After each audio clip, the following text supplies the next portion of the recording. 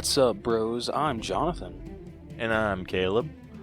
When we are a couple of bros on a mission to give you guys the most detailed movie reviews out there with as little bias as possible, welcome to the All Bros.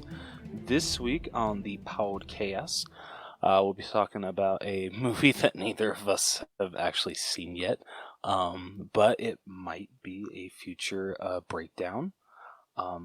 So I'm actually very excited. We've crazy missed that bandwagon on it. That's fair enough. But I'm actually excited for this one. Yeah, it looks good, but I don't know if it'll be an episode with how crazy jam-packed our schedule is for the next little while. Fair enough. We got nothing for Through the Wall. So then after that, we'll be moving on to our headliner of the evening, which will be our breakdown of our very anticipated movie, Halloween Ends. Boy, do we have a lot to say about this mother effer. Yeah, strap in for an interesting episode. Yeah. So, enough diddly-dallying. What do you say we get to it? I say, let's do it. Need motivation? Angry Dad Podcast. Trying to jumpstart your life? Angry Dad Podcast. You want help getting off the couch? Angry Dad Podcast. You need a verbal kick in the ass? Angry Dad Podcast. You want to hear from somebody who's been through it all? Angry Dad Podcast. I am here for you. You can find me on all podcast platforms. All right, so getting into 4K Spotlight. This week, Jordan Peele's Nope comes out on 4K and Blu-ray. And there are a couple of exclusives that you guys can pick up. So we have a Best Buy exclusive steelbook, which I think actually the pre-orders are already sold out, which really freaking sucks because I missed the window on this, so I'm really hoping that it goes live again before the movie comes out. Because I didn't like the steelbook at first, but you know what? It's kind of grown on me. Wait. Okay, you know what? Now I'm trying to figure out what the hell the steelbook is. Do you have to have seen the movie? I'm very confused because it looks like it's supposed to be. I don't know. For some reason, it looks like a sky view of the top of a house, but I don't think that's what it is. When I first saw it, I thought it was a black hole, but it's not that. Or it's a... All right, you got me interested. Let's see what this is. If you could pull it up and see what you think. Yeah, this is definitely one of those you have to have seen it things. Okay. I don't understand this whatsoever. It looks like it's the top of a house. Okay, so I'm not losing my mind. I mean, if you've seen the trailer or anything from it, they do kind of live out in the middle of freaking nowhere. That is true. That is very true. So maybe it's one of those. What I don't get is the back. What's the back? I don't know. It doesn't show on Blu-ray. It looks like a space helmet. Huh. It's like a chrome space helmet with a black dot. So Interesting. Yeah, I don't understand that at all. So definitely feels like a movie we need to have seen to understand anything. Yeah. So minus that, the other exclusive is a Walmart exclusive slipcover, and it's a very close-up shot of, I don't know if this is supposed to be Keke Palmer's eye or what's his name? That's not either. That's a horse eye. That's a oh my god. Oh my god, it is. Why did I think that was a human eye? Dude, I don't know. Dude, yeah, you can see I just thought that it was very... Oh my god. That is a horse's eye.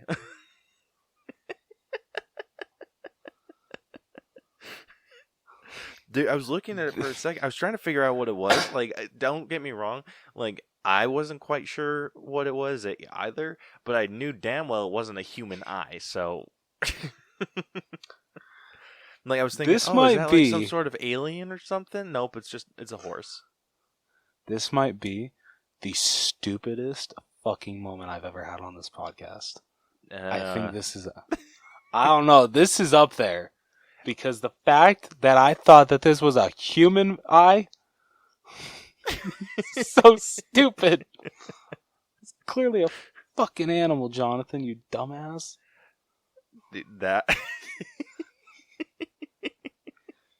Alright, that's it. I'm canceled. It's all Caleb now.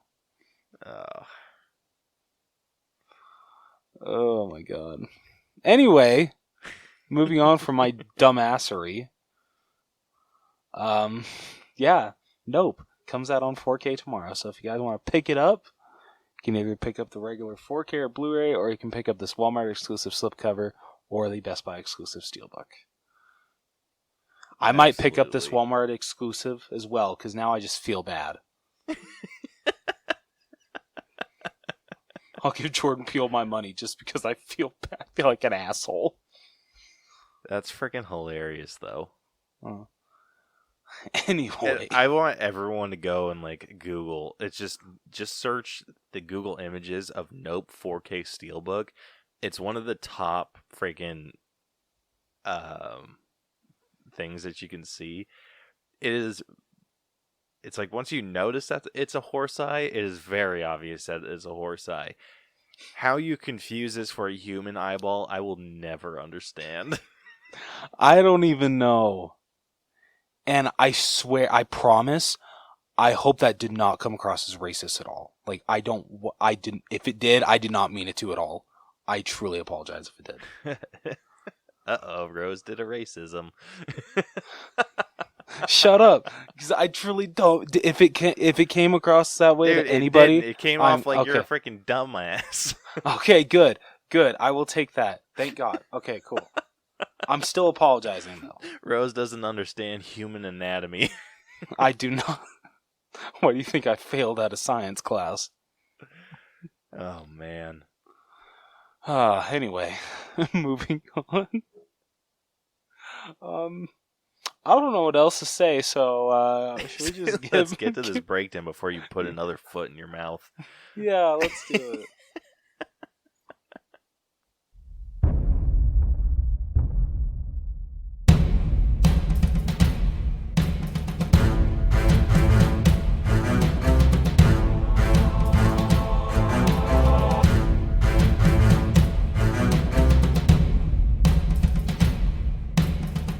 Alright, so for this week's headliner, we will be breaking down Halloween Ends. But we all know it's not the true ending. Like, in 10 years, or even less time than that, I'm sure we'll get another Halloween movie. It's gonna happen, folks. This franchise is too profitable. More than likely, but it's not going to be with Laurie Strode, though. No, No. It's Jamie Lee Curtis has made it very vocal. And she even freaking... Have you seen that thing on... I can't remember if it was on Kimmel or Fallon. But he actually, like... Fallon. It was on Fallon? Yeah, he, like, wrote out the thing that says, I will never play Laurie Strode ever again. And she freaking signed it. I love it so much. So, yeah. So, not only is this the final film from Blumhouse and David Gordon Green after this movie came out, all of the rights went back to the Akkad family. So whatever they decide to do with Halloween, that is at their disposal once again. So yeah. Did it end the trilogy on a high note? Well, listen on to find out. Yeah, listen on to hear what we thought. So Caleb, would you like to let everybody know how we break down movies on this podcast? I would love to. If you are new to our breakdown system, we have split movies into 8 different categories that we individually score to come to a final All Bros letter grade. The 8 categories that we score are story, writing, acting, character development, effects, music, costumes, and then we give it our own personal score at the very end. All of those numbers get magically added up, thrown into our algorithm, and spit out a letter grade for us to compare this movie to others of its kind, as well as a percentage to give us a ranking within those grade systems. So, yeah. So with that, if you have not seen Halloween Ends, it is available in theaters and streaming via Peacock. You do have to have Peacock Premium, though. I did forget to mention that. Oh. Yeah, so... Yeah, whatever. Yeah, so unless you have Premium, you can't watch it, but I think Premium's like an extra $5 a month. Okay. Or wait, no, I'm sorry. No, isn't it... So Peacock's free, but then I think the Premium is $10. Yeah. Yeah, so... So definitely go check it out. We're about to spoil the entire freaking movie, and trust me when we say we have thoughts. Yes. Yes, we do. Okay. On Halloween night in 2019, 21-year-old Corey Cunningham is babysitting a young boy named Jeremy who pulls a prank on Corey by locking him inside the attic. Just as Jeremy's parents come home, Corey kicks the door open and accidentally knocks Jeremy over a staircase railing to his death. Corey is accused of intentionally killing Jeremy but is cleared of manslaughter. 3 years later, the town of Haddonfield, Illinois, is still reeling from the aftermath of Michael Myers' latest killing spree in 2018, while Michael has vanished. Laurie Strode is writing a memoir, having bought a new house and living with Allison, her granddaughter, who is now a nurse. Meanwhile, Corey is working at his stepfather's salvage yard. On his way home one day, he is taunted by high school bullies and injures himself in the process. An observing Laurie brings him to the doctor's office where Allison works. Allison and Corey develop a relationship and later attend a Halloween party where Corey is confronted by Jeremy's mother. Corey then leaves the party and runs into the bullies, who throw Corey off a bridge. Dragged into the sewers by an unknown figure, he wakes up and is confronted by Michael, who has been living there for the past 4 years. After holding him by the throat, Michael lets Corey go after sensing the same darkness in Corey that Michael saw in himself. On the way out, Corey is confronted by a homeless man and takes out a knife previously given to him by Laurie. In a struggle, Corey stabs the man to death and flees.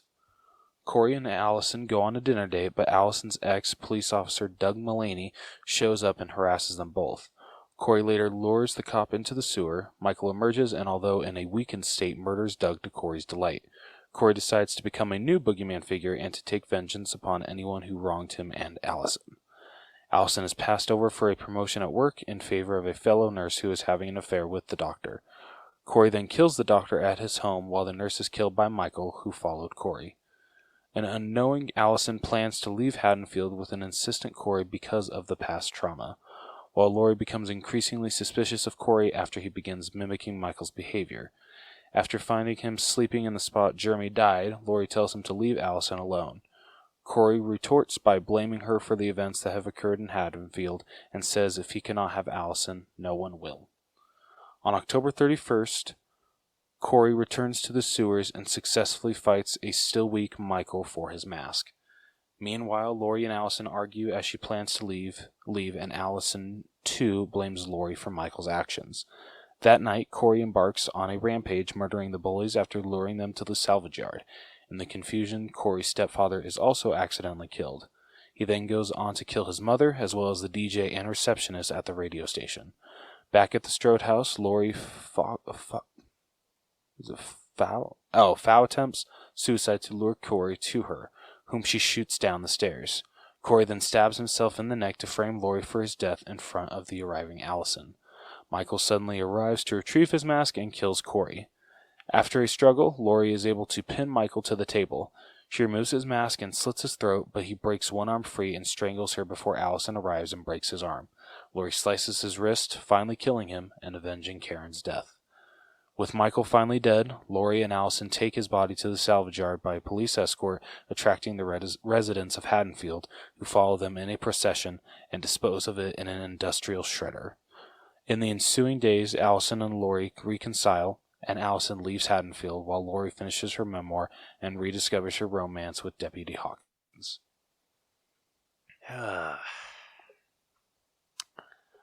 Lots and lots to say. Yeah.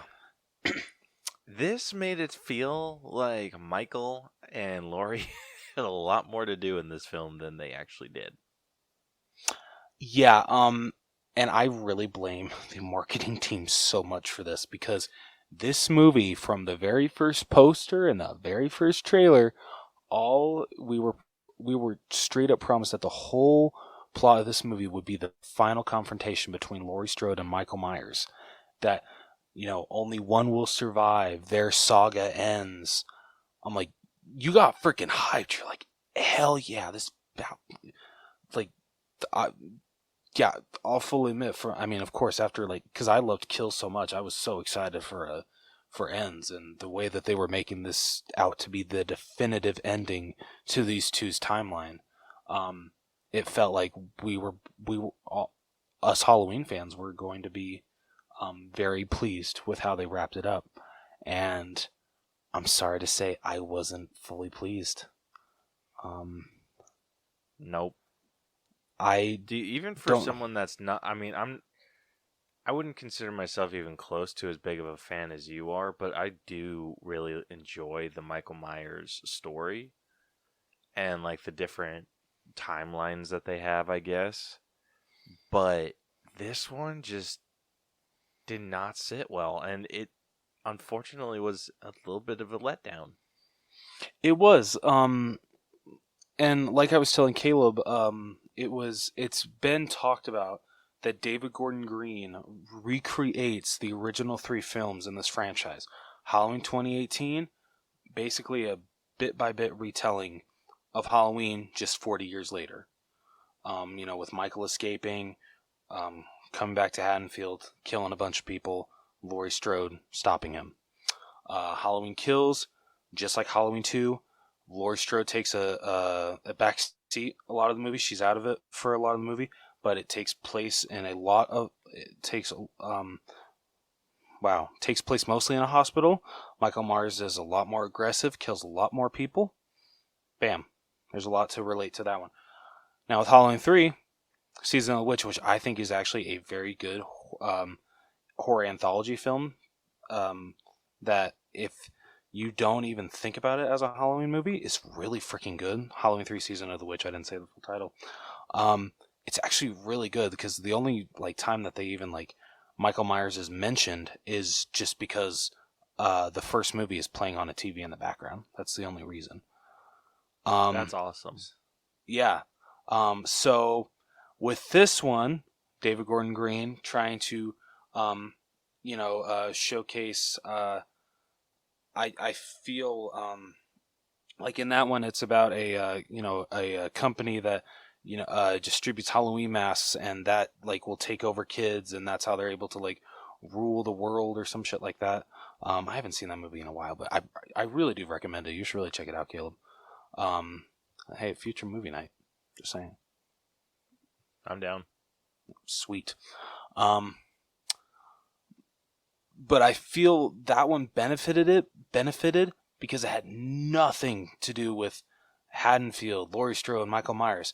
This one, I get what David Gordon Green was trying to do. He was trying to do something different, not make Michael Myers the true focus of this, but more so make the evil essence of Michael Myers. What happens when someone is infected by the evil of Michael Myers? How that just drives them to honestly go about in his footsteps. And I really like that idea. I love it, honestly, but it just feels so late in this timeline to introduce that. You don't introduce that in the third and final film. You know what? I've been giving this a lot of thought, and I feel like you said, this is an amazing idea on paper. Too late in this trilogy. What I personally would have done is do a little bit of rearranging with the stories. I would have thrown the Corey storyline in the first in Halloween 2018. So I would have thrown that out. I think it should have been where Michael's kind of in hiding for a while, and then we hear about the escape of Michael Myers. We have the whole Corey storyline where he runs into Michael and everything, and he's the one that kind of brings Michael back to Haddonfield, and then all these killings start happening. Everyone's thinking it's Michael, but turns out to be Corey. See, that's And what then- I thought that... Oh, sorry. Yeah, no, and then Corey's killed.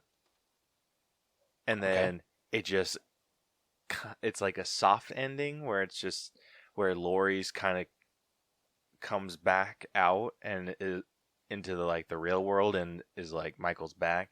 We need to prepare. Boom. Then all the events of Halloween 2018 happen. Okay. And so that would have been my Halloween kills. Like, it just Halloween 2018 just boom thrown into where Halloween Kills is. Like, so he goes on this freaking killing spree in Haddonfield. Then Halloween Ends would have been more like Halloween Kills, where it's the town that's hunting him down. He eventually makes his way back to the hospital where Laurie's at, getting her wounds tended, and he's just like beat to shit because the town is just like tore him a new asshole. And then they have their like final fight. Okay. I actually like that. Yeah, wouldn't that been so much better?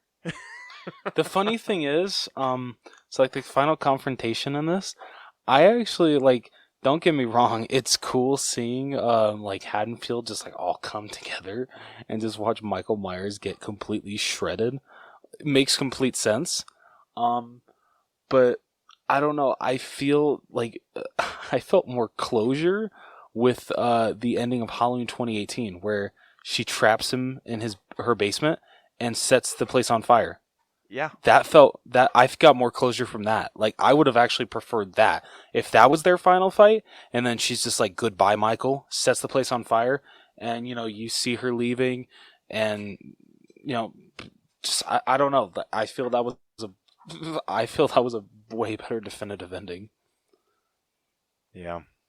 As much as I love kills, I would have been fine if Halloween 2018 was the only movie that we got. I really would have. Dude, I would have freaking... Like I said, that order of operations was just jacked up to hell. Yeah. And it's like, they got sidelined. They got sidelined so freaking hard. Like, definitely Michael more than Laurie did. Oh, But yeah, absolutely. I think my big issue with this one is Laurie felt like a completely different character.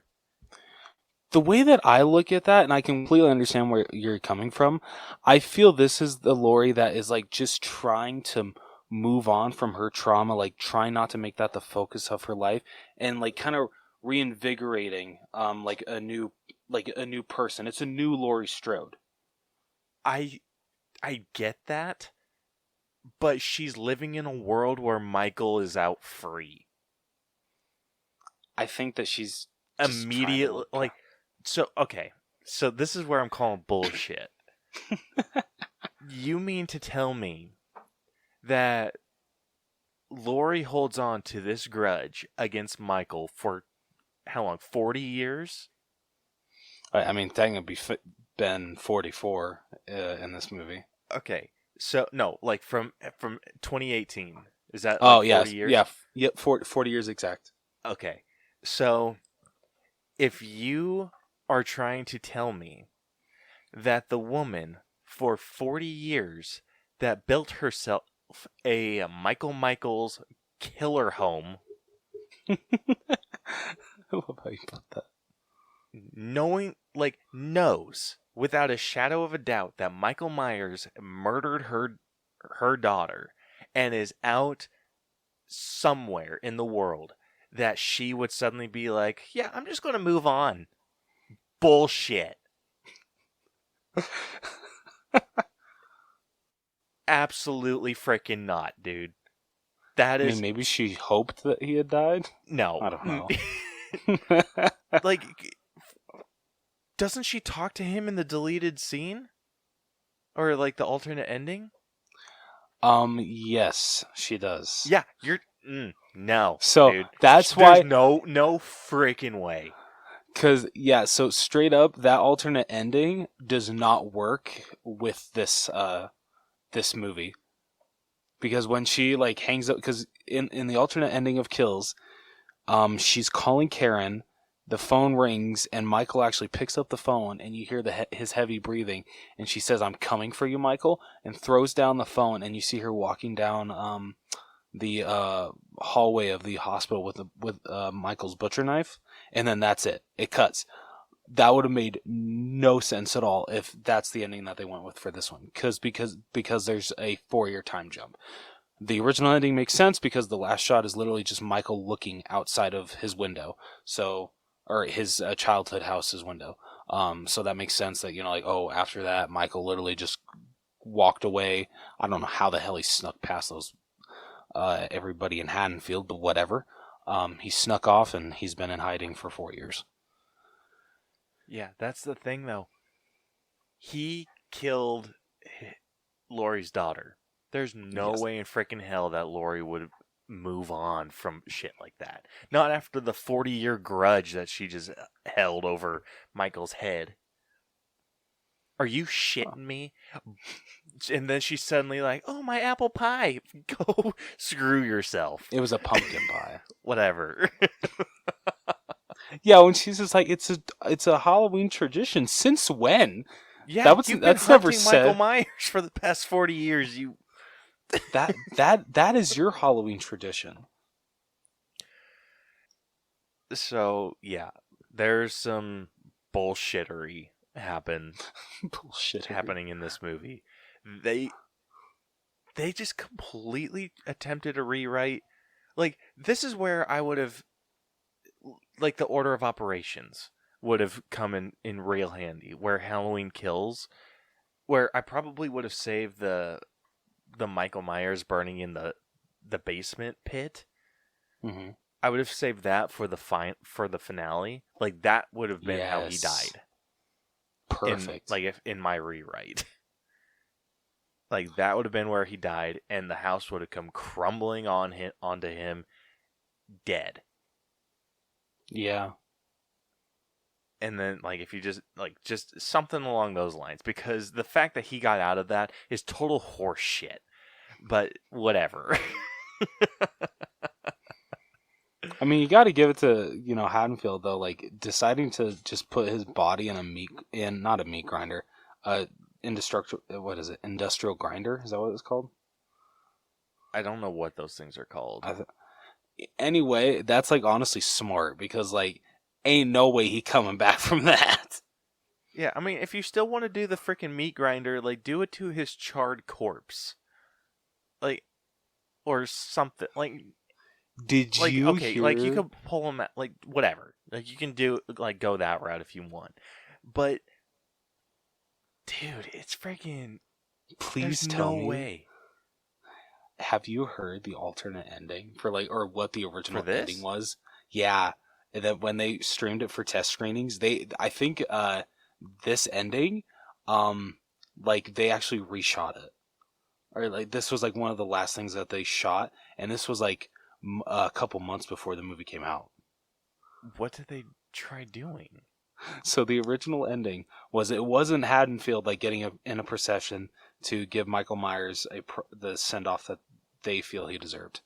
Well, he did deserve, let's face it. But I always root for the bad guy, so they did Myers dirty. But so in the original ending, it's only Lori. And so she takes, Michael is taken to a funeral home. His body is cremated with his mask on. And so, but, okay, so yeah, so Lori watches his body being cremated with his mask on. It cuts to her at her house. Allison comes and visits her. And then all of a sudden, Lori attacks Allison, like choking her out. And Lori is just like, "No, leave before I can't control it," or some shit like that. And so, what? the evil of Michael Myers has entered Laurie Strode. But then they're just like, "Yeah, no, we don't want to do that to Laurie Strode. We're not going to do her dirty like that." And I'm pretty whoever wrote that needs to be smacked across the face. I have a feeling Jamie Lee Curtis fought for that not to be the end. She's like, "No, fuck you. My character's getting a happy ending after all this shit. Dude, I've been playing this role for 4 decades." I'm like, I would rather Lori die than have that happen. Dude, I was telling Christina, a ballsy thing to do would have been as they like right before Lori is about to like, or as she's pushing, Freaking grab Michael, her leg or something. Yeah, and drag her in with him. That Dude, I would have loved that. Actually, that would have been so fucking ballsy, but so cool. I would have lost my ever-loving mind. Just to see Laurie Strode grinded as well as Michael Myers. Dude. That would be the ballsiest thing ever in this this series. Like, I would give David Gordon Green props for that shit. Oh, dude. That would have been nuts. If they wanted to give a shock and awe, do that. Honestly, that might have saved the movie. Dude, seriously though, I'd be like, okay, you know what? I can excuse the whole like bringing Corey into this way too late. That was awesome. All right, yep, I love this movie. Dude, it's just you see her get grinded, and then it just boom credits. Oh my dude. If there was ever an of course they have this stupid ass alternate ending. Like, why not do one like that? Yeah, like, seriously. I want one that completely changes the tone of the movie. Yeah, like like every alternate ending, or like not everyone. Like, there's some that have been decent, but there's like it's always just some like bullshit minor change or like some like it's nothing. It's like just a little bit of nothing. That would have rocked my world. they're just hyping up. Oh, only one will live, and just shit like that. And they just pull that. Gotcha, bitch. Dude, I would have loved that. Oh, that would have been so bad. That would have actually been. I would have accepted. I would have accepted them both going out like that. Yep. Because honestly, I know it would have been fast, but I think Lori would have accepted her fate just because she would have known that, you know what, even though I'm dying too, Michael is finally dead as well. Or Michael's finally dead. The evil is dead. Yeah. And if you didn't want to do some like stupid, like some bullshit where it's like he like suddenly wakes up, grabs her leg, and like drags her into the shredder, like have it be like where she's given some like rousing speech to like Haddonfield about like it's finally over, blah blah blah, and then Michael like wakes up, and so she's just like, oh shit, and like freaking tackles his ass into the shredder. I feel though if they would have done something like that, if like any words were said, I feel it would have kind of ruined the I don't know. I would actually say the moment, because the fact that like no one said anything, that it was just complete silence. I loved that. Like, literally, the only words that you hear throughout that. Maybe it's like they put his body on like a conveyor belt.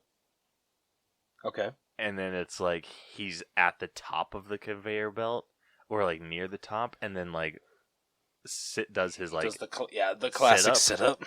Yeah, does his like iconic sit up, and then like Lori sees this, and she's just like no, and then I don't know how that. Honestly, probably the leg grab would have been better. No, you're good. But like, just does one of those things where she's like sees him awakening, and then she's just like, no, like screw that, and then like, when he does that classic sit up, you're screwed. Yeah, but he goes and like just tackles his ass straight into the shredder, and then like all of Haddonfield just like it's finally over. We lost Lori, but it's okay. Yeah, but it's because it felt like everyone blamed her. Yeah, seriously. Yeah, okay. This franchise, or at least this timeline, has some of the, like, most... There's no freaking way they would have survived that kind of vibes. Like, I get it. A lot of people liked Officer Hawkins. I really like the character, too.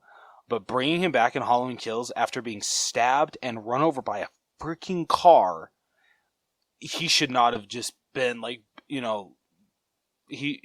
I don't know. He shouldn't have been alive. Wheelchair minimum. Yeah, exactly. he shouldn't have not been able learning to make a full recovery. Japanese and freaking baking or whatever the hell he was doing. Playing guitar. Yeah, bullshit. You shouldn't have any use of your limbs. Yeah. And then freaking Sandra is back too, but at least she actually so if you guys remember from Halloween Kills, Sandra is the one that Michael breaks the fluorescent light strip and stabs it into her oh my god. Her was neck? she the one with the husband that was flying the drone? Yeah, that's her. That's okay. I thought that was her. Yeah. So yeah, she gets a fluorescent light stabbed into her neck, and I swear we saw her bleed the frick out. Yeah, in Halloween Kills. I thought that bitch was she dead. died. I swear she died. But no, she's back in this, and her sister is telling Lori, "You aggravated that man, and now my sister can't talk. He stabbed her, and I can't. She was clinging to life, but now she's okay." I'm like, how the hell did she survive? And bitch, how is that my fault? Yeah. like, ugh. She did not. Laurie Strode did not do any of this shit. Trilogy. Yeah, dude, straight up. Like this trilogy did a lot right, but it also did a lot wrong. Halloween 2018 and Halloween Kills, fantastic. Not top notch, so but good. They're good. But they go so good together. Yeah. What the was this one? Well, apparently, before COVID happened, this was supposed to take place again on the same night. It was supposed to all happen in 2018. I think I would have liked that better. I don't know if I really like the 4. I don't know. I don't really like the 4-year time jump. I don't either. It doesn't make sense when you really think about it. Yeah. So, yeah. The Corey timeline where he becomes whatever you want to call him, the Scarecrow. I thought that had some real potential. Not where it was put though. No. Exactly like we stated. It just felt so out of place. Yeah. Why are you introducing this dude now? Unless you're passing the torch of Michael Myers on to him, which supposedly is supposed to be the end. I legitimately thought that it was going to be Laurie kills Michael Myers, and then suddenly Corey comes and frickin' does Laurie in. You know what? I would have accepted that because at least they were going all for it. Yeah. Dude, this whole trilogy has some major you need to set aside your disbelief with this entire you do trilogy. I understand what they're trying to go for. Michael Myers is he isn't the what is it? He is the shape, but the shape can change entity. Form. It can, thank you. It can change form. But I don't feel that they did the best at explaining that. Or they waited until this movie to really dive into that. And whereas they should have been expanding on that idea throughout this trilogy. Yeah. It could have been done so much better. I think what's hard for me to stomach too is Michael was taken off guard. Or actually no, he wasn't taken off guard. He was somehow able to survive a freaking murder house. Yeah. In the first one, but somehow gets pinned by a couple knives and a fridge. I mean, yeah, fair enough. I mean, you gotta still remember. The way that I keep looking at it, sorry. You're good. I get it because it is established that after all of the damage that Michael Myers received from Halloween Kills, he's still trying to bounce back from that. Even though he is the essence of evil, he is still human. so he still does succumb to these wounds. So I think that's why he's able to be taken down by Laurie so easily. But I will admit, I want your opinion. When Corey brings the cop down, and he's just like, "Oh, show me the way of, to do it, Michael." And Michael, takes the knife from the rock, and like as he's stabbing the cop, you see him like kind of like shaking, being like, "Oh my God, it feels so good to kill again." And it's like he's like coming back to life. What did you think? That was so stupid. Dude, they had so many freaking downfalls with what they did with Michael. Like, I'm like, okay, the introduction to him was fantastic. The way Corey was just in the freaking tunnels, and then he like freaking gets snatched by Michael, and like once Michael lets him go, it goes downhill from there. I feel that scene kind of, because it's. I know I just said that Michael's supposed to be human, or, he succumbs to his wounds, becomes Michael is human, but I feel that they've driven home that Michael is so not human that, he's the essence of evil. He doesn't, like, feel anything, but yet when he grabs Corey and looks into his eyes, he sees himself, and that's because he lets him go. Okay, so now you're giving the shape emotion? I don't know if it's emotion. I like that. Don't get me wrong. I think that's actually really cool that like Michael sees the evil inside of Corey, so that's why he lets him go. But I don't know. Just I have like an indifference, I guess, with that.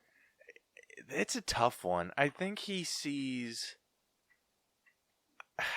just sees like an emptiness inside Corey, and that emptiness is what he's seen within himself. It kind of felt like there was like a supernatural element to like that look, and I was not really digging that. I will admit though, sorry, and we'll get to this with the music. The scene though where he like Michael does like the whole stabbing to the cop, that actually might be like my favorite track in this whole freaking movie, because I don't know, like when it like kicks in when he just like grabs the knife and brings it over. I don't know, I got like freaking chills. I'm like, fuck yeah, Michael Myers is back, bitches. Yeah, and then they freaking cut to him getting his mask ripped away from him by Corey. Oh my God, don't get me started with that scene. Christina explained that she says she loves that scene because it looks like two brothers fighting. Dude, straight up. Like, if you were to just throw in some different music and maybe, like, get some voice actors, no, it's mine! Dude, straight up. Yeah, the fact that he just rips it off and he's just like, you're nothing more than you're just a man in a Halloween mask. Bitch, that's what you are! Yeah. It's just like, no, Michael Myers is nothing without his mask. Give it back to him. Oh, man. Dude, I will say, though, there are some things that I did appreciate about this movie. Oh, yeah, as much as I've, like, hated on this movie, I don't hate this movie. Yeah, it's like, just the stuff we didn't like seems very overpowering, but what I did really enjoy, Laurie was able to recognize that evil within Corey, and like the mannerisms that kind of just gave her a little spider sense. So I'm like, okay, good. Like she's freaking like learned. The way that he because there's a scene where she looks out her bedroom window and he is literally standing just on the side of the street, just looking up at her window, and that's to recreate from the first one, where she sees Michael in her backyard by the sheets and everything. And I'm just like, yeah, that would have screamed yeah, he's kind of a freak to me too. Like, who the hell just stands and looks up at a window? Yeah, and then it's like once she comes downstairs, he's like, walking off, like, whatever. Freaking dumb. Yeah, and then he he's just like, Lori, it scares the shit out of her, and he's just like, oh, sorry, I didn't mean to scare you. Bullshit. No, you snuck up on her. Don't try that shit. You knew that she saw you, and then you snuck up behind her. You freaking asshole! You're not fooling anyone. Don't try to play that shit. But I don't know. This is tough for me because it's like standalone. I feel like this movie could have fit somewhere else. Yeah, and like I did really enjoy the Corey story. I did too. I didn't love the love story. God, The love story was a bit did. much, and it felt like It Allison was. had a lot to be upset about, and I'm like, I don't know if this is justified. I'm sorry. I hated what they did with Allison's character in this movie. I did not like it. I loved her in Halloween 2018 and Halloween Kills. Loved her determination. Loved her character. I did not like her character that much in this film. Yeah, it felt like she was going all like rebellious with like kind of had this like, you don't let me do what I want attitude. And I'm like, but why? No. Like, you understand now. It's not like you've never come face to face with the evil that she's trying to protect you from. Yeah. So you should understand why she's trying to keep you away from Corey. Yeah. Like, it's if like, anything, bitch, you confronted Michael Myers. Yeah. I feel if anyone should have been able to recognize that evil, it should have been her. Yeah, I agree. Like, I think like, maybe you could take it down the route where it's like she's not wanting to accept or give up hope that Corey isn't, like, in there. Or something like that. Or maybe, like, establish Corey in a previous movie where maybe him and Allison are dating, and then he goes through this horrific incident, and then is, like, they're, like, doing that, like, a reconnection. Yeah, see, I mean, honestly, maybe you could have just written out, because remember her boyfriend in 2018 kills Cameron? Yes. Just replace him with Corey and just have him not die. And kills. Yeah. That could have worked, dude. We should have written this. I mean, you'd have to tweak the story a little bit, or his character. But just a hair, it's not that. It's not that hard of a rewrite. Like, it honestly would have made a lot more sense if you would have established Corey as a character in a previous film, and then done all this. I still probably wouldn't have cared for the sidelining of Michael Myers, but it would have been better. The opening, though? Sorry, go. Dude, holy shit. Like, yeah, wow. Dude, all three of these have freaking great openings. The first one has Michael, when we first see him at Smith's Grove, and, you know, like, one of the podcast people, like, holding up his mask and, like, getting him to try to talk. Great. The second one, you get the flashback scenes. So freaking great. I love those. And in this one, you get the whole events of what happened to Corey and why he is where he is. Yeah. They took that a direction, or not even a direction, to a distance I did not expect them to take it. Yeah. Dude. So, for those of you that haven't seen it, like, it opens up with Corey going to this house to babysit this kid. It's like a year after the events of 2018. Yeah, can we talk about how Haddonfield just kind of like moved on and it's like nothing happened? I don't know, maybe it's just me. But for how many people Michael Myers killed in 2018, it was like 40 plus. Yeah, that guy really went to town. Canceled permanently. Yeah, exactly. I would not let my child out on Halloween if I lived in Haddonfield and Michael Myers was still on loose. F that. Hell no, especially only a frickin' year after it. Yeah, you can go to hell. But regardless, like, these parents are going out on Halloween. Give him some instructions, say, hey, he's been wet in the bed, and, like, so don't, like scare him or anything, like, read him a story. And then they're, like, watching this really graphic, what movie are they watching? I think they're watching The Thing. The Thing. Okay, so yeah, they're watching this like I think they're actually movie. watching they're actually watching John Carpenter's The Thing. Oh, that's cool. Right? Yeah, that was an awesome callback. Yeah, so they're watching this horror movie, which I'm like, I mean, you do you, dude. Like, whatever. And then this little shit of a kid Seriously. he starts being like this big old asshole and like disappears. He goes like he starts hearing Corey starts hearing these noises, goes up into their attic and gets locked in by this little shithead, and like thinking Michael's after him or something, and the dude gets freaking terrified because who wouldn't? Yeah. And he kicks down the door at the really wrong time, knocks the kid somehow over the freaking railing, and the kid falls 3 stories down and freaking dies. Breaks his neck.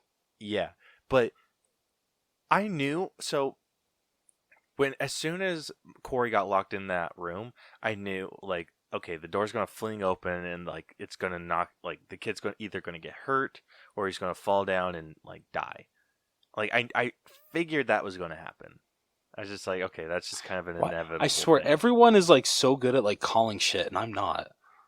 I never really pay attention to that shit until it happens. I know I don't know if I'm just like good at picking that stuff out. No, dude, because Christina's the same way. Yeah, so like I knew, like once they were up at the top, I'm just like, oh, shit's gonna go down. Because I mean, that door was very close to the railing, so yeah, all the doors are super close to the railing. Yeah. Also, that's very bad. House design, in my opinion. Yep. Absolutely agree. But yeah, Corey decides to Sparta kick the door.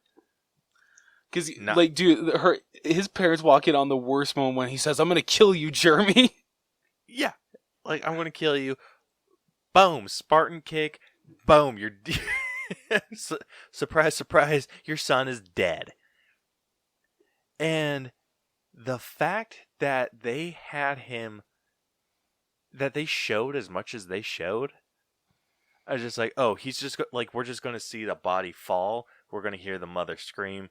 That's it. No, we see the body freaking impact, bounce, and his like neck freaking snaps. He fell face first too. Yep. Like that kid got fud up. Yeah. Bad. Like. Yeah, and dude, I was like, this movie is off to a fantastic start. Dude, I thought the same thing. I'm like, okay, you got my attention.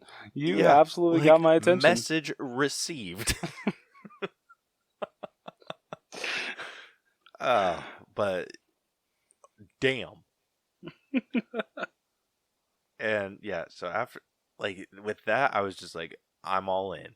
I thought they were just establishing Corey as like relatable character, or setting him up as like a sympathetic character to eventually kill him off and have like a super impactful kill later on, but no, they didn't freaking do that. Yeah. Excuse me. But yeah, I've had a really difficult time figuring out where I am, like with the story and the writing, because the story, love the story as a love like Corey's story, and I don't care for like the Michael Myers stuff, but the Corey shit was decent. Yeah, it just, as a Halloween movie, like as part of a trilogy, didn't fit well. Yeah, I would agree. It's kind of like a round piece, square hole. Yeah, there we go. That's a good way to explain it. I love that. So where do you sit, Nat? So I'm the same with you. I really like the Corey stuff, minus the whole like most of the love story. And I do. I mean, of course, I still do like what they do with Michael Myers. I just wish that he didn't take a sideline in his or a back seat in his own freaking franchise, but whatever. So I'll go with 75. I'm trying to figure out where I want to dock this movie because I know we try to do this as like a standalone, and as a standalone, this isn't bad. No, it's not. No. But if this had nothing to do with Michael Myers, like Halloween 3 Season of the Witch doesn't, or like if it was just like the, like say like in the last one Michael Myers was killed, and in this one it's just like the presence of his evil being passed to Corey, and the whole movie is about Corey. Michael Myers is not in it at all. Like I say, he died off in the previous one. That, yeah, I would totally accept that. But the fact that you still had to wrap up Michael's story, yeah. Dude, honestly, I know that I gave this movie shit, or the two movies. I gave Halloween Kills shit, and I gave Halloween Ends a lot of shit too. Because after I saw Halloween 2018, I was just like, where do you go from here? Now that I know where they were headed, this could have had a fourth movie. Oh yeah, absolutely. Like that would have been really cool for them to do, where it's I would have been fine with a quadrilogy. Yeah, like have the third movie be like totally focused on Corey, and then have the third movie focused totally on Corey, and then the third kind of like a mix for a little bit, and then Michael comes in, takes his place, and do what you will. Yes. So, but as it stands, I think I'm going to be nicer to the story than I am the writing, because the story was decent. Overall was decent. Like you said, love story kind of bleh, but everything else was solid. Yeah. So I'm actually going to be at like a 77. Okay. All right, moving on over to writing. This is where some of the shit falls apart. Yes, I absolutely agree. I did not like how Laurie was written at all. And I feel like I feel we're indifferent on this because I was totally fine with how she was written because, I don't know if we talked about this or I already said this on the podcast, but I feel, I think we talked about this like 20 minutes ago, how I feel this is the Laurie Strode that is like, you know what, I'm moving, even though Michael is alive, I know that he's alive. Dude, and he killed my daughter. Bullshit. I'm going to try to move on.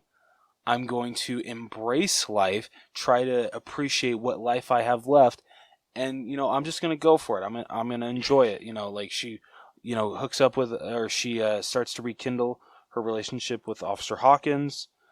I liked this Laurie. She had 40 years, Rose, to freaking let go of her grudge. And then suddenly it's, 4 years after her daughter is murdered by Michael Myers? Go screw yourself. No freaking way, dude. Well, not okay, my Laurie. In her defense, okay, the way that I look at this, okay, I know, like, I feel that she knew that he was alive, but I'm sure a part of her had a feeling that there is a chance that he just bled to death, that he had succumbed to his wounds. Don't even try, dude. Don't try. Wait a minute. If she thought that was true, she would have hunted him down. She would not believe that Michael Myers was dead without a body. That's I don't know, the way that I justify her, not fantasizing, her like being what's the word? Obsessed with him for 40 years is that she knew that he was still alive. She knew that he was locked behind bars. And she knew that there was always a chance that he could escape. There was always a chance.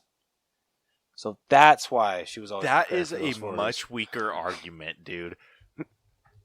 oh, he's in a maximum security prison, but I'm going to hold off this hope or this idea, or hold on to this idea that there's a chance that he might escape this high security mental asylum. I mean, are you shitting as me? we can see, it wasn't as high as security as we thought. Okay, fair, but it wasn't. It was like inside job shit. So Yeah, it's like true. stuff that you couldn't really have predicted. Fair enough. Yeah, so for 40 years, he is locked up. And she's just like, no, there's like, it's that Batman shit. If there's even like 1% chance that he could escape, like, we have to take it as an absolute certainty. But, and then suddenly she's shit, just and I like, love it. oh, he just freaking went on a killing spree through all of Haddonfield, murdered my daughter, and he is somewhere out in the world, free and assumed alive because no body has been found. And she's just like, pumpkin pie. Whatever. If you are fooling yourself if you even kind of believe that.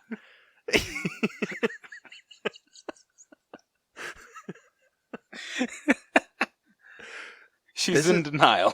I know, dude. I went back and rewatched like just like the first portion of it where it's like more Lori. That got me so freaking worked up. Come on, you just love... Literally, this movie has one of the best lines I've ever heard Lori say. It's when she's like telling Allison to take chances, and she's just like, you need to find a guy that you can just to where you can rip open your shirt, show Grief your fucking tits, and say, "Let's go."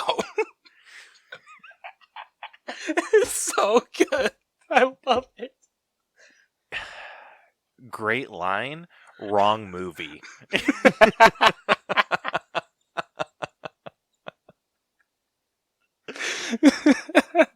God, dude, that was such bull.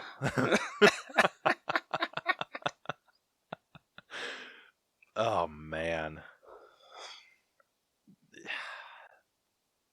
I had such a hard time with that. Like you said, great line. Not my Lori. Not my... What is this? Diary of a Wimpy Kid, not my Roderick? Okay. Dude, it was so bad. Like, it didn't feel like a realistic like vibe from her. There's no way that Lori would have acted like that if she felt like Michael was alive. I can still kind of accept it. You've talked me down a little bit. A little but bit? I can still... Okay, a lot of it. I can still kind of accept it. Just a little bit. Yeah. So that was like the biggest thing that I had an issue with. My number 2, who in the actual shit thought it was a good idea to be like, hey, the marching band kids are going to bully this adult? Seriously. And don't get me started on how the one kid that like thought he was so cool because he carried around his drumsticks. Dude, he has one of the stupidest haircuts I have ever seen in my whole life. He was asking, like, I would have kicked the kid's ass myself. Yeah, I'm like, okay, first off, Corey, you're an adult. You're 24. Or he's about that. Yeah, no, he would have been like 24, right? Because he was 21 in 2019. So he would have been around 25. Okay, 25. If it was 4 years. Worse. Or yeah, I don't know. I don't know the that's ages, but he was in either way, it's his worse. mid-20s. Yeah, it's worse. And he was getting bullied by these kids that were in the marching band to buy alcohol. They were in their freaking marching band uniforms. Caleb's having flashback to American Fork. American Fork can go jump in a creek. For those of you that don't know, American Fork has like one of the top high school marching bands in, I'll say, the country. like it. I don't know if it's number one or whatever, but it's one of the best in the country, at least from what I'm led to believe. Yeah, and dude, straight up. And the dynamic between the marching band kids, the marching band kids feel like the stereotypical jocks, like football. Dude, they straight up jocks. do. And then the jocks are more like maybe like the baseball team, I would say. Like no one really gives a shit about them. No, Caleb's absolutely right. Because a lot of the football players that went to our high school, they were actually pretty cool guys. Like, pretty easy to talk to. They actually weren't assholes. Band kids? Oh my god. Most of them were freaking assholes. Yeah, dude, I remember... They thought they were hot shit. I know. Dude, they feel like a freaking gang. I remember walking down the band hallway once, like during lunch, and I had some kid try and stop me. I'm like, you play the trombone, you freak. It's like, whoa there, son, your kind's not welcome here. Yeah, like, I'm like, I'm not even in a music class. I'm like, you better move before I shove that trombone so far up your ass.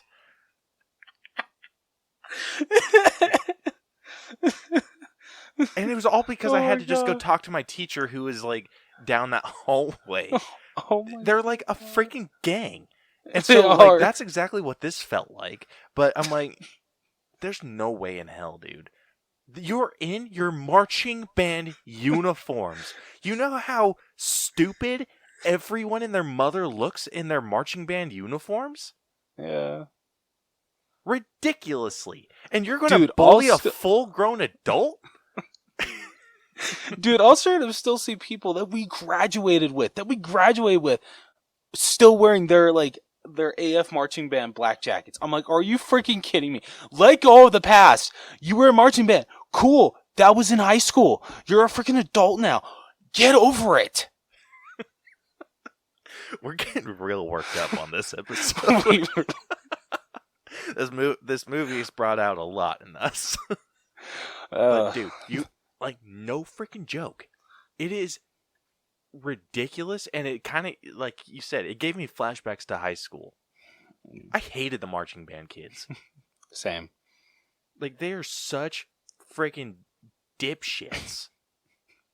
I'm going to laugh my ass off if anybody from the AF Marching Band 2014 listens to this. I remember a kid that was in front of my locker one time, and I was like, hey, move. And he didn't. And I was like, move. And he like looked at me and he's like, don't you know who I am? And I'm like, no. Get the hell out of my way. I'm like, I don't give a shit who you are. Freaking care? Yeah, I'm like, I could give a flying shit who you are. Get the hell out of my way. And he's like, like, I'm in the drum line.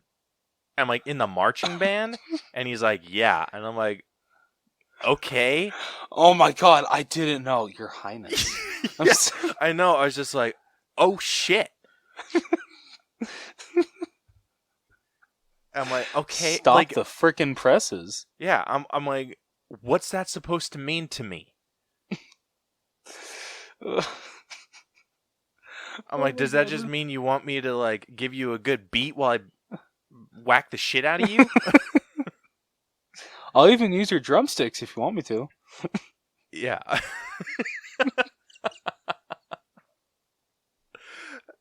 Dude, I'm just like the way the freaking confidence that this kid had by announcing I'm in the drum line. Well, you want a gold star? I'm like, cool. Yeah, I don't remember. I'm like, I'm pretty sure, like, like, you look like the kind of kid that needs his mom to apply sunscreen, otherwise he becomes red every time. Like, he needs to be dunked in a tub of sunblock, like SPF 150, to even step outside without like burning up. Oh shit, that's funny. So yeah, that gave some So, they gave me some issues. Fair enough, man. Fair enough. I'm like, props to this movie for like equal opportunity, but marching band. Thanks for bringing back high school flashbacks, because that's Yeah, definitely I what would have wanted. accepted the golf team. I would have accepted baseball, football. I mean, if you didn't want to go stereotypical football, like, okay, understand. Maybe track and field. I would even accept track and field. But Badminton marching even. band? Dude, even Yeah. the march, like, even when you are faced with a thug, like, equivalent of the marching band, I could probably, like, the strongest of the marching band kids, I could probably take out 10 of them. Like, they all looked so fragile all the time. Yeah. And it's like they had nothing better to live for than frickin' marching band. Yep. That defined I their know- life. I have a guy that I used to be friends with until he tried getting me to sign up for some MLM. He joined an adult marching band because he is so stuck in the past that he has not Wait. moved past. Stupid question. What, I forget what's an MLM? Like a pyramid scheme. Oh, okay. Sorry. Or what they call multi-level marketing. Go screw yourself. It's an MLM. It's a scam. Okay. Ugh, I freaking hate that too, because it's like some people will just like, hey, like I would love to catch up sometime. Like I'd love to like meet up for lunch. Like cool. What do you want to talk about? Yeah. Well, like just wondering like what you're doing for work. Like you could be making some real good money. Go, nope, blocked. Yeah. Nope. Kiss my ass. Yeah, you're lucky if blocking you is all I do. If you bring up a freaking how much money I make. Like, dude, like the last person that did that, they're just like, so, like, you enjoy your job? I'm like, yeah, it's all right. Like, how much money you make? Why? Yeah. Like, Dude, I've had people, this was like years ago, but like people would actually come into the store and do that. I'm like, are you freaking kidding me? You're asking me while I'm at work? Are you freaking kidding me? Yeah, it's because they know that you have to be professional at work. Yeah, I You hate can't that freaking shit. cuss them out. Yeah, I hate that shit. I'd start ripping off my apron and be like, I'm going on break. Yep. Like, take off all identifying clothing and just ripping them a new one. I like this plan. Jeez. But anyway, didn't care for the marching band bullies. It was only like a 20-minute rant. Yeah. I know. It did seem excessive, so apologies for anyone who I love listened to that. Oh, God. Dude, imagine what Sam's going to say when he listens to this. Oh, man. I can imagine. Dude, and, like, just know that if anyone from our high school that was in the marching band happens to be listening to this, you can go jump in a creek. Some of you were cool. If I heard no, none of you were cool. Don't even pretend like you were cool. I meant like some of them were nice. No. Okay. All of you, if you tell me if being in the American Fork High School marching band is part of your personality, go jump in a creek. And actually, no, go jump into traffic. Damn. Gosh. So how about that writing? Anyway. I will say, I hope there's more than like just the American Fork people that understand. I hope so. Or find well. find our little conversation amusing. I will say, okay, so like what you said, with Lori, you didn't like how she was written in this movie. Right. I will say one character that like literally did not need to be here at all. I understand why they brought her back because legacy character. It was really cool to see her again, and everybody wanted her back. Lindsay Wallace didn't need to be in this movie. Nope. She literally did nothing, and I feel bad because Kyle Richards. It's great to see her again in this role. She does a great job for what she's given, but it's literally nothing. She's given so much more to do in Halloween Kills. Yeah, her character. You could have literally written her character out, and it wouldn't have changed the story at all. We have what I would consider 4 main characters in this movie. Everyone else would be considered an extra, and I don't even know if she's in it enough to be like considered for like a 5th or 6th spot. No, I absolutely agree, and it sucks. I hate saying that. Yeah. But I mean, can't really dock it too much for like the inclusion of her. It's just it was awesome to see her again. She was an extra with a backstory. Yeah. Which is unfortunate, but yeah. But with my issues with how Laurie was written and how the events leading to Corey's transition to the darkness happened and not being super great, I'm around a 72 when it comes to writing. Like the rest of it was decent. It was like fairly average, but that should just brought it down for me like a lot. No, it all matches. All right, next up we got acting. Let me get this cast up real quick. All right, first off, we got Jamie Lee Curtis, who played Laurie Strode. We have Andy Matichak, who played Allison. James Jude Courtney, who provided the body for The Shape, also known as Michael Myers. Can't you just say he played The Shape? I guess. I still consider Michael Myers a character. Okay. So yeah, James Jude Courtney played The Shape / Michael Myers. Then Rowan Campbell played Corey. And then if we want to throw him in, Will Patton played Frank. So let's do top 3. Okay. I'm probably going to get a lot of shit for this. Number 3, I would actually give to Jamie Lee Curtis. Don't get me wrong. Loved her coming back for this role. But I will agree with Caleb. There were some things that they decided with her character that just I didn't love. Depending on what your 2 and 1 are, like that might not be a bad call. Okay. Number 2, I'm going to give to James Jude Courtney as Michael Myers, or The Shape. Once again, I'm sorry, I love him so much as Michael Myers. Next to Nick Castle, he's the greatest Michael Myers that we have ever had. He has the mannerisms down, the walk.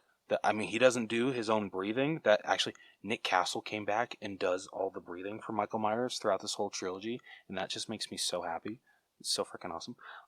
But just even like seeing him like as a crippled Michael Myers, it still felt like Michael. It was amazing, and even seeing him get his ass whooped, which like really sucked because it's Michael Myers. He's my favorite killer, so it sucked seeing Michael die.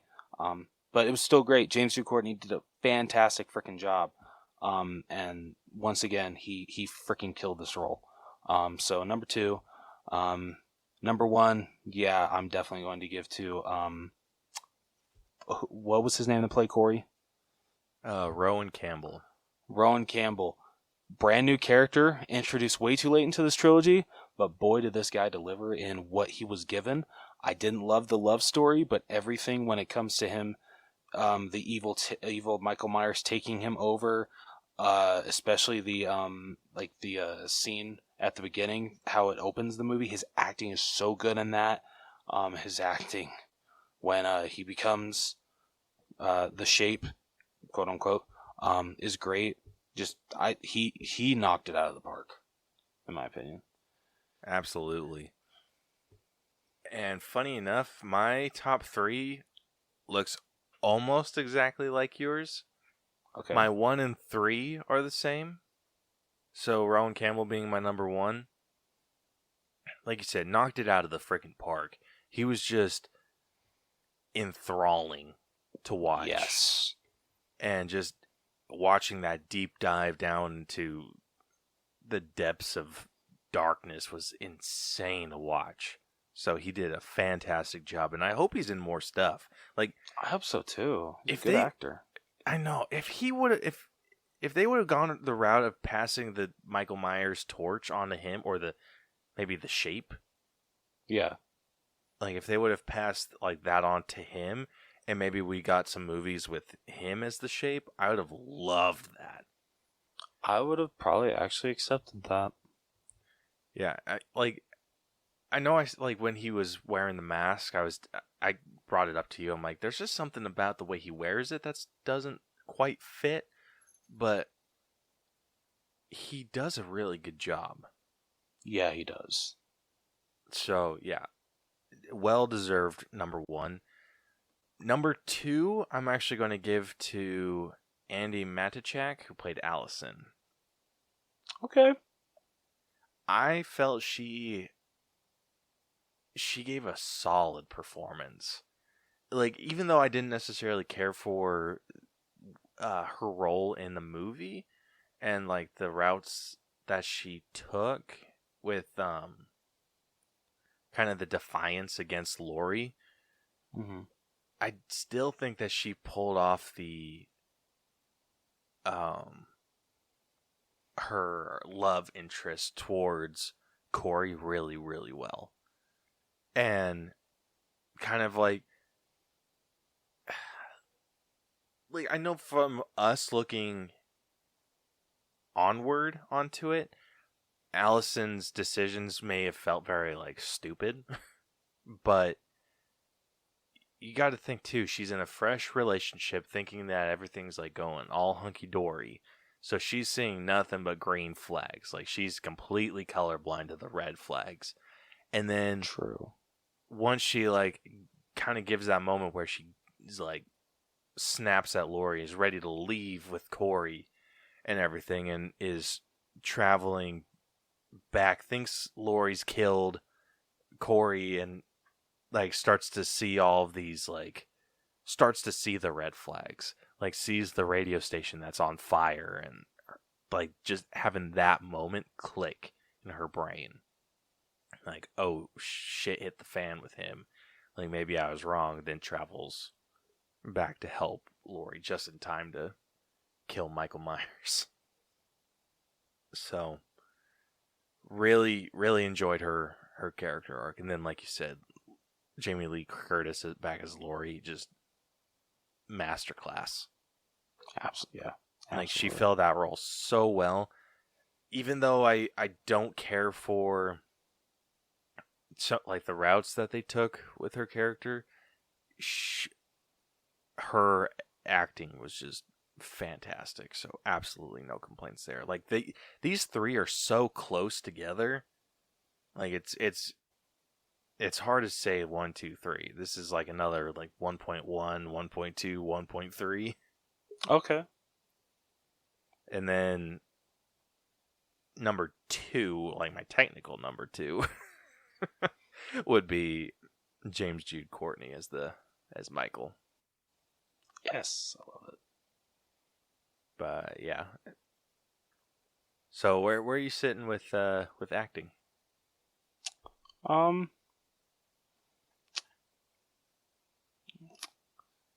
I'll go with 78.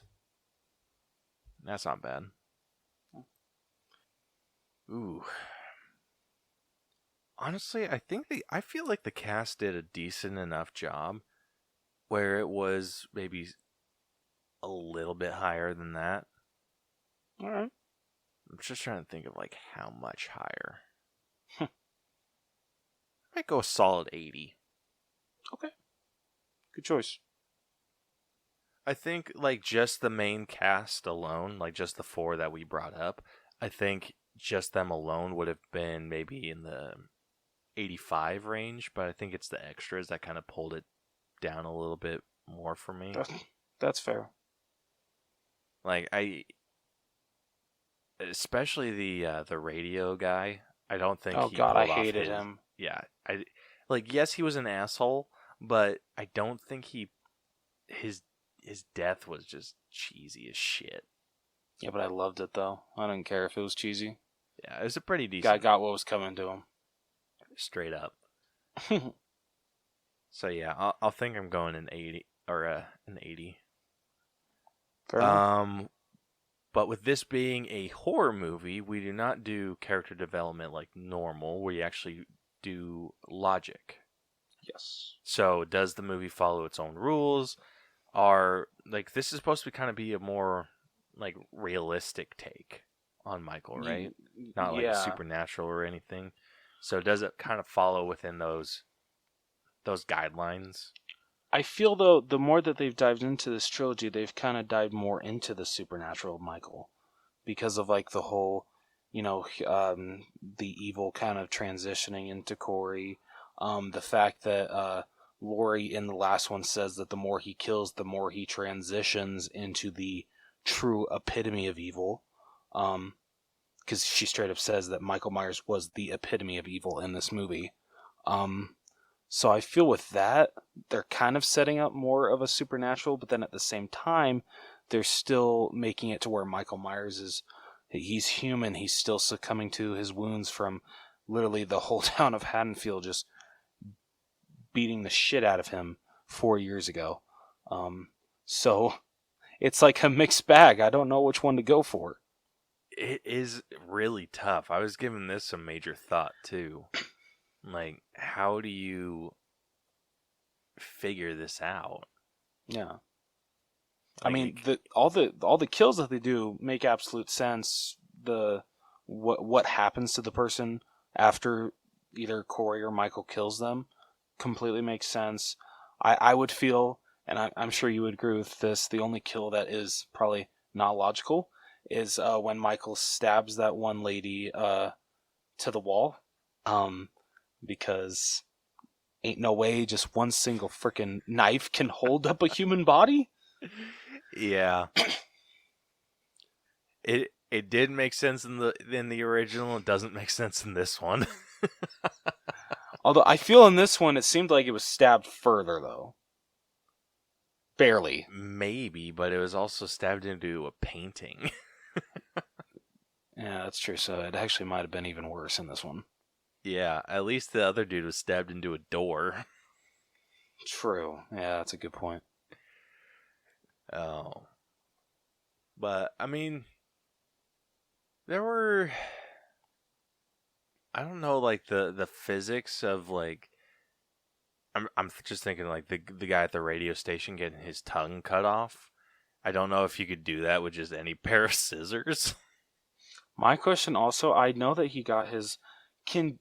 I don't know how hard Corey was beating his head up against the table, but can that much damage be done in literally just 3 whacks? I'm gonna say no. And okay, that was a little hard to believe. Corey strikes me as the type of person that is less than peak physical condition. Yeah, he's definitely not as strong as Michael Myers.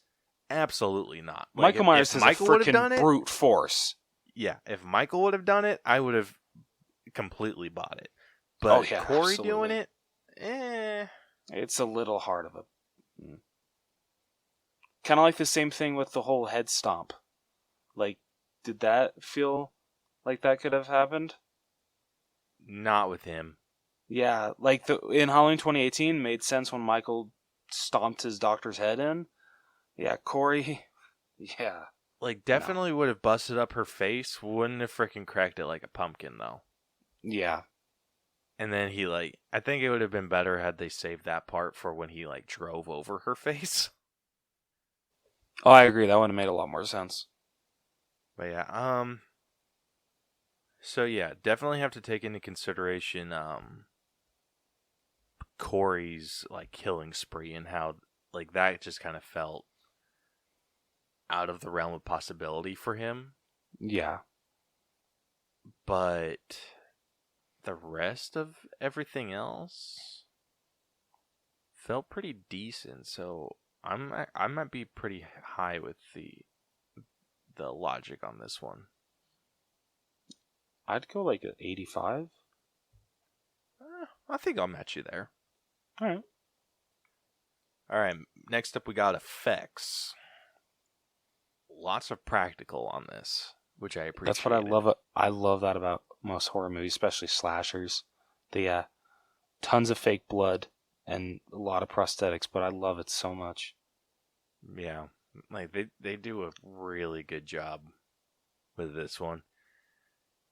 I know we brought it up and it might sound freaking gruesome as hell, but the way that kid at the beginning died, perfection. Yeah, that looks so real. Didn't look CGI at all. Yeah. So loved that. All the other kills too, they all looked really, really good. Honestly, even the dummy that they used for Michael when he's getting crushed, I feel that looked pretty decent. That might be the one that I have a minor issue with, because it felt too sturdy. Ragdoll? Oh, too sturdy? Okay. It was weird, because it's his legs came perfectly straight up, it felt. And then his head was really floppy. So I think that might be maybe the one thing that they did do all CG on. Yeah, you don't think that was just a dummy that they threw in? No, because I don't know if it would have ripped it down as fast as it did. Those machines don't typically move very fast in general. It's very slow to give time for stuff to grab. Yeah. So I don't think that Michael would have just been absolutely shredded. I think it would have taken a lot more time. Okay. So I'm going to dock for that scene, just because that looked a little meh. That's okay. That's fair. Everything else though looked really good. All the other kills. Yeah, all the other kills really were great. Ugh. I'm gonna say I'm at a 90. I'm gonna go a little bit lower than you and be at an 88. Okay. All right, next up we got music. I will fight you for a 10 on this. I just want to say that right now. Dude, what? A 10? This is John Carpenter at his best. This might be my favorite soundtrack of the whole trilogy. Dude. This soundtrack is amazing. I will fight you for a 10. I can meet it at a 9. You can give it a 10. Yeah, that's true. But I know we'll be bumped to a 9 because I don't think I can really convince you to give it a 10. No. The soundtrack was good, don't get me wrong. But overall, I felt it was just slightly above average. I'm at an 8. That's my personal score. Wow. And I know that the music will average out to a 9, but the disrespect to John Carpenter. I know exactly what I'm saying and to who I'm saying it to, but I feel like I've heard better. Son of a bitch. You son of a bitch.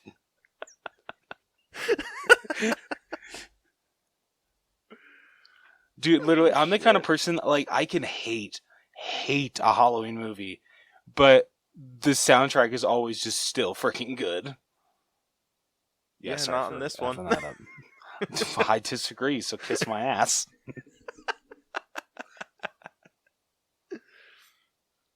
Oh, man. All right, next up we got... if we don't got anything else to say about music.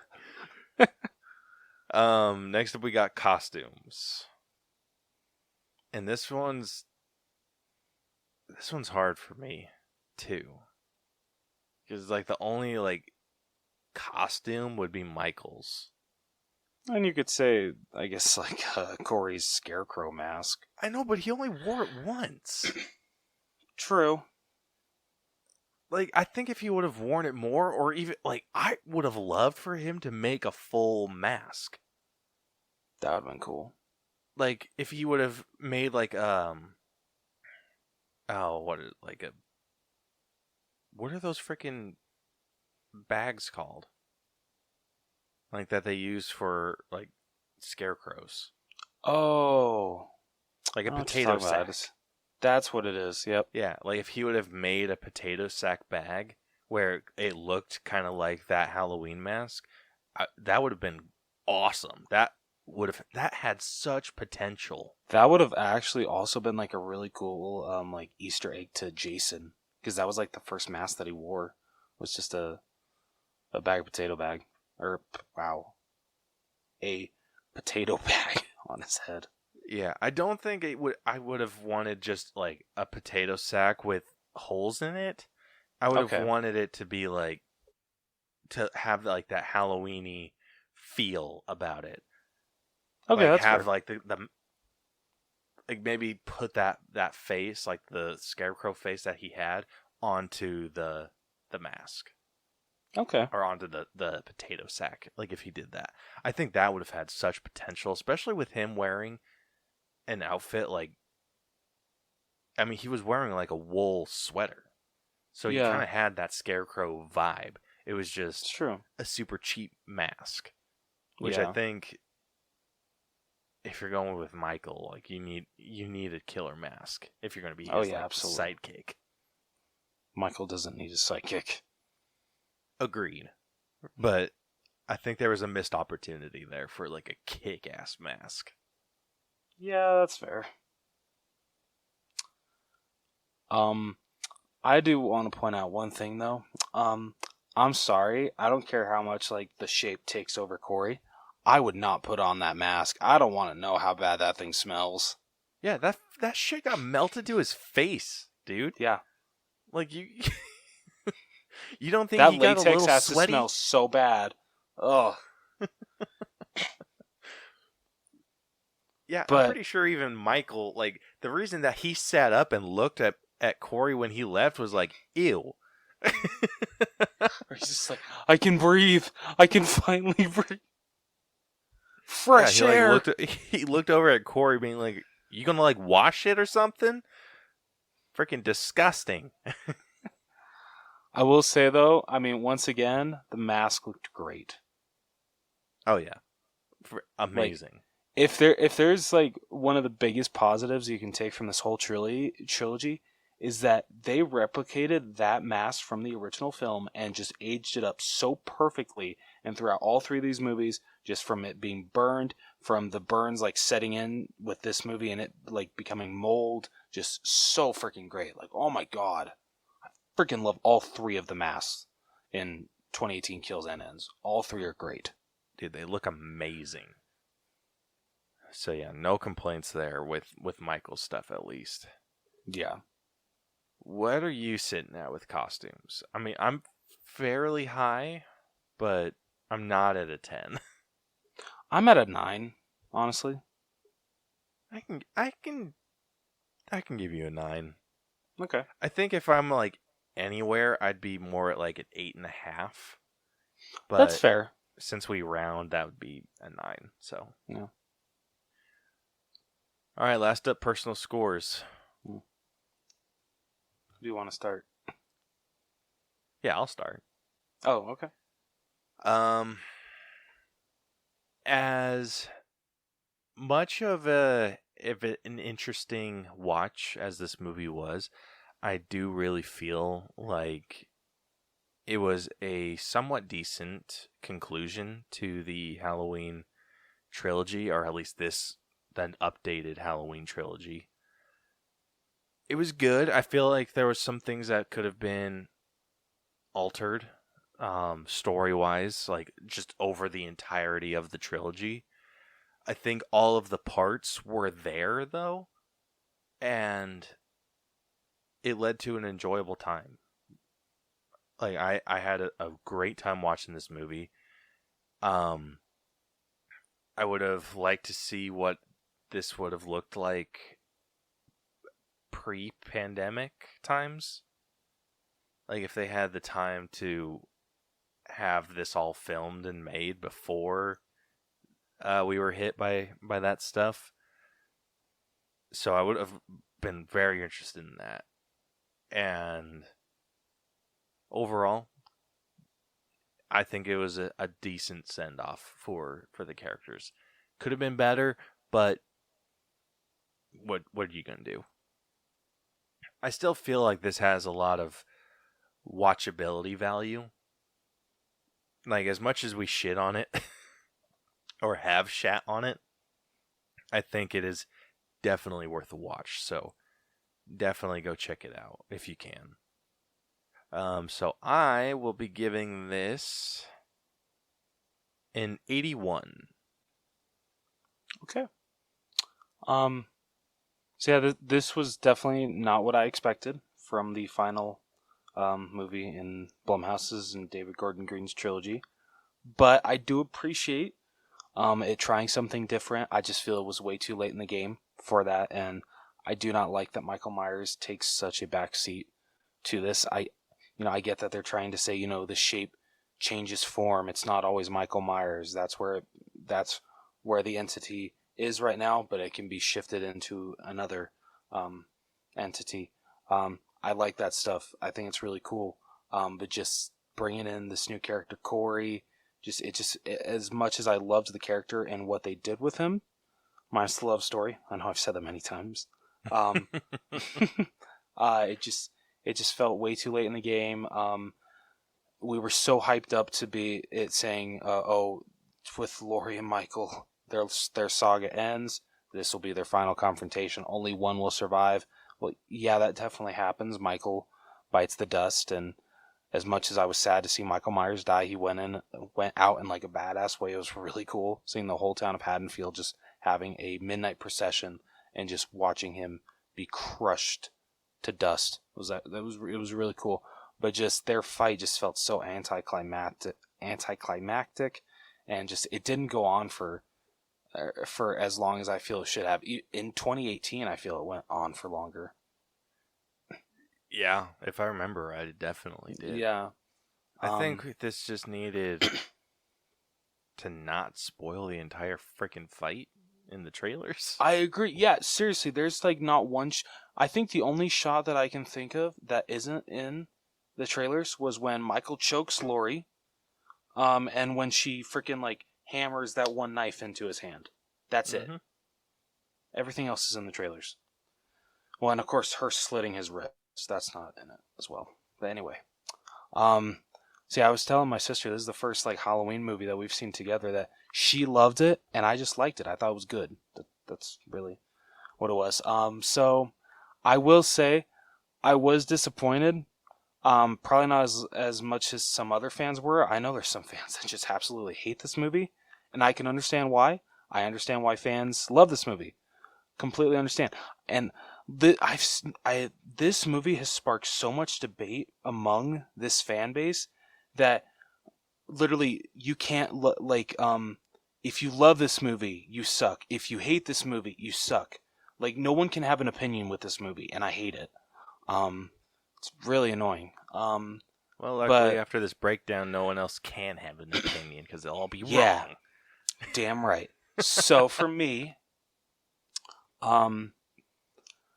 just as a Michael Myers fan and a Halloween fan, like I said, I just wasn't satisfied completely with how they ended this 44-year saga. I still did enjoy it though. So I'm going to go with 75. That is a lot lower than I thought you were going to go. Sorry. How low did you think I was going to go? I thought you were going to be in the 80s or even like higher than I was. Really? No, sorry, man. Damn, I can't believe I like this movie more than you. Yeah, dude, you and me both. I still liked it. I still thought it was good. But so yeah, well, unless you have anything else. Oh wait, no, I'm sorry. I'm gonna shut up. Caleb, you have the floor. Alrighty. Well, going through each of the categories, starting off with story, we started off in a fairly average space of 76. Writing brought it down just a hair, sitting at a 72. Acting brought it back up just a little bit, sitting at a 79. Character development freaking rocked, sitting at an 85. Effects a little higher than that because they were amazing, sitting at a solid 89. Music is sitting at a 9. Costumes is sitting at a 9. And our personal score is sitting at a 78. So, with all of that, the final All Bros letter grade for Halloween Ends has come to a C+. That's honestly what I wanted it to get. Yeah, it is actually our new highest C+ movie. Okay. It is sitting at a 79.83%. So it is 0.2% away, or technically if you want to go that far, it's technically 0.17 away from being a B- movie. Okay. So let me pull up the B- movies just because we go above and below. All right. So Halloween Ends is sitting at a 79.83%. That puts it above Yes Day, which is at a 79.81. It is above The Croods, A New Age, which is at a 79.68. It is above Aladdin, which is at a 79.62. It is above Scott Pilgrim versus the World, which is at a 79.58, unfortunately. Brucker. It is above Mortal Kombat 2021, which is at a 79.49. And then finally, it is above I Want You Back, which is at a 79.25. Going the opposite direction, it is below. So all of these movies that I'm about to list are B- movies, because this is, like I said, our top C+. So everything I'm about to list off is a B- movie. But it is above or below Dear Evan Hansen, which is at a solid 80. It is below Nomadland, which is at an 80.18. It is below Good Boys, which is at an 80.25. It is also below Top Gun, which is at a 80.37. And then finally, it is below Dune, which is at an 80.62. And I do not know where we put the other Halloween movie. So let me, just for shits and giggles, I'm going to go back to what's the we talked about Halloween Kills, right? Yeah, we did last year. Okay. So that was probably a while back. So Halloween Kills is sitting at an 85.68. So it freaking is like above. Then the original Halloween is a B+. Okay. So right now our ranking is Halloween 78, Halloween Kills, and then Halloween Ends. We have not broken down Halloween 2018 yet, but and we can talk about it now. The next episode that we're going to have is, funny enough, going to land on Halloween Day. Yeah. So, in honor of that, we're going to talk about Halloween 2018. Yeah. So, might as well review the whole trilogy. Hell yeah. But yeah, that's where it's ranked. So, passing the baton back to you, Rose. Well, thank you. All right. Well, I would say that concludes this episode. If you like what you heard and you want to hear more of our amazing voices, be sure to follow and subscribe to us wherever you listen to podcasts. We're on Apple Podcasts, Google Podcasts, Spotify, anywhere you listen to, we're on there. You can also catch all of our episodes on YouTube if that is your preferred listening platform. You can follow us on all of our social media. And that's where you can DM us with any of ideas that you have for movies you want to break down, or if you want to be a guest on our show. We would love that. We would absolutely love that. So those are Facebook, facebook.com/The Allbros, Twitter, Instagram, and TikTok at The Allbros, or if you prefer, you can email us at theallbroschannel.com or .com, theallbroschannel@gmail.com. Man, I wish, dude. I wish. If you want to check out our website where you can buy some awesome merch from us, you can find us at tinyurl.com/The Allbros. That is the best place to buy merch, just because that's where you can actually design it to where you get the merch that you want, because unfortunately a lot of stuff that Caleb has made has gotten copyrighted and taken down. But which is bullshit. It is. But if you want to do the easier way, I guess, you can check out our TeePublic store, tpublic.com/user/The Allbros channel. So, like Caleb said, next week, Halloween 2018, great way to celebrate Halloween. So, if you want to celebrate Halloween with us, be sure to listen to that. But until then, this has been the Allbros Podcast. I am Jonathan. And I'm Caleb. And we'll see you guys next week. I'm not even going to try the voice because I know I'm just going to have a cough attack. So I'll see you guys next time. Deuces.